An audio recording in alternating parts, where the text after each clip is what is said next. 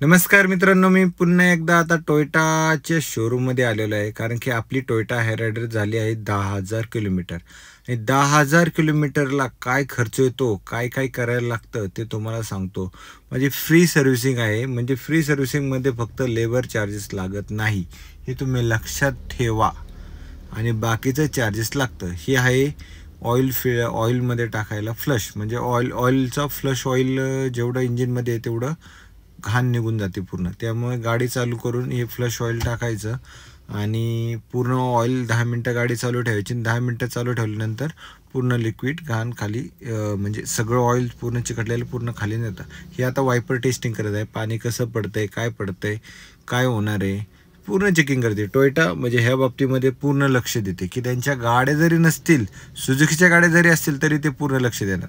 त्यांनी air filter फक्त clean केला. पहिल्यांदा लक्षात ठेवा, 10,000 किलोमीटरला फक्त एअर फिल्टर क्लीन केला आहे, बदलत नाही. लक्षात ठेवा. ही थोडीशी चुकीची गाडी लागली होती तरी पण त्यांनी वरती गेले. मी रिक्वेस्ट केली, त्यामुळे त्यांच्यानंतर ते म्हणलं टोयोटाला कंप्लेंट केली. त्याच्यानंतर चेंजेस केलं, नाही तिथं गाडी पूर्ण आपलं प्लॅस्टिकचा पार्ट पूर्ण तुटलेला असतं. त्याच्यानंतर मित्रांनी ऑटोमॅटिकली व्यवस्थित गाडी आपली लक्ष देण्यापुरतं आहे. मी व्हिडिओ काढतो त्यामुळे त्यांनी गाडीवर लक्ष पूर्ण दिलेलं आहे. चारी टायर खोलायचे, चारी टायरचं ब्रेक पॅड चेक करायचं. फ्लश ऑइल टाकल्यानंतर टाकलेला व्हिडिओ मी बनवला नाही त्याचा, पण पूर्ण घाण खराब खाली. आणि एक इंजिन ऑइल फिल्टर एक असतो खालच्या साईडला, तो एक पूर्ण खोलला आणि तो चेंज केला. म्हणजे इंजिन ऑइल फिल्टर एक चेंज केलेला आहे, एअर फिल्टर चेंज केलेला नाही. 10,000 किलोमीटरला ते चेंज करत नाही. त्यांचं म्हणणं आहे 20,000 किलोमीटरला आम्ही एअर फिल्टर चेंज करतो. आणि त्याच्यानंतर बिल पण तसंच येईल. आता ह्यावेळेस जे बिल येईल ते मी तुम्हाला लास्टला शेअर करेलच. किती येते काय येते ते तुम्हाला कळेल. त्याच्या आधी तुम्ही लक्षात ठेवा, तुम्ही गाडी घरीसुद्धा सर्व्हिसिंग करू शकता, पण जोपर्यंत वॉरंटी आहे तोपर्यंत काही करू नका. फक्त ऑइल फिल्टर चेंज करायचं आहे, ऑइल चेंज करायचं आहे, एअर फिल्टर क्लीन करायचं आहे. ह्याच्या पलीकडे काहीच नाही. चारी टायर खोललेले, ब्रेक पॅडचं चेकिंग चालू आहे. ब्रेक पॅड फक्त क्लीन करू. माझं ब्रेकिंग जास्त नाही आहे, त्यामुळं गाडीचं असं फास्ट मी ब्रेकिंग कधीच केलं, तेव्हा ब्रेक पॅड चांगले राहिलेले आहेत.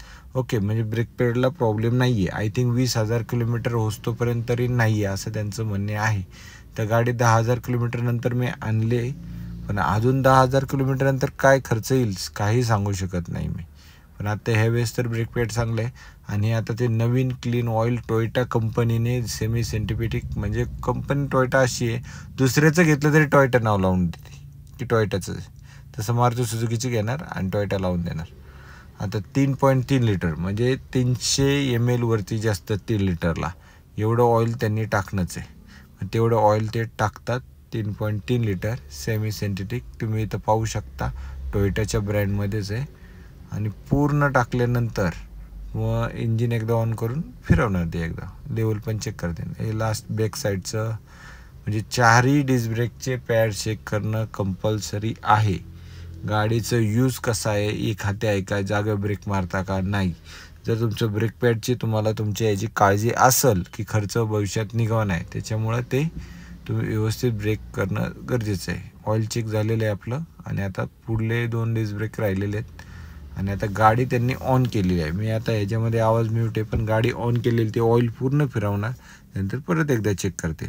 त्यानंतर चारही टायर आपले लावून झालेले आहेत. गाडीची सर्व्हिसिंग ही झालेली आहे. सर्व्हिसिंगमध्ये काय केलं, AC फिल्टर चेंज केला, ऑइल फिल्टर चेंज केला, ऑइल चेंज केलं, ब्रेक फ्यूल चेक केला आणि कूलंट चेक केला, बस झालं. आणि त्याच्यानंतर गाडी क्लीन करणार चाललेले वॉशिंगनंतर त्यांनी नंतर फ्यूलमध्ये टाकण्याचं, म्हणजे पेट्रोलला टाकण्यामध्ये त्यांनी फक्त एक लिक्विड दिलेलं आहे, तुम्हाला दाखवतो.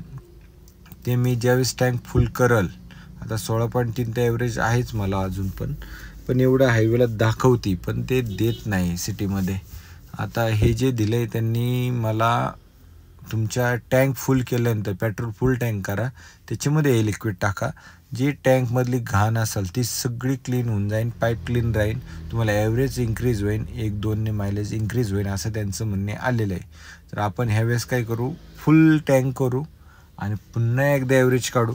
त्यामुळे तुम्ही मला फॉलो करा, व्यवस्थित राहा. नेक्स्ट अपडेटला माझ्याशी कॉन्टॅक्टमध्ये राहा.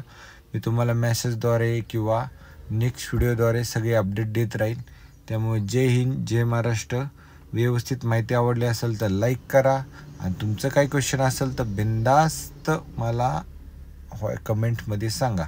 आणि आता मी हे फुल टँक केल्यानंतर एकदा टाकतोय, एकदा तुमच्या पण लक्षात येईल की खरंच टाकले का नाही. त्यामुळे मी टँक टू टँकच दरवेळेस प्लॅन करतो, आणि खरंच इफेक्टिव्ह आहे का नाही, का E20 पेट्रोलमुळे काय प्रॉब्लेम येतो का नाही हे आपल्याला कळेल. त्यामुळे तुम्ही माझ्याशी जोडून राहा.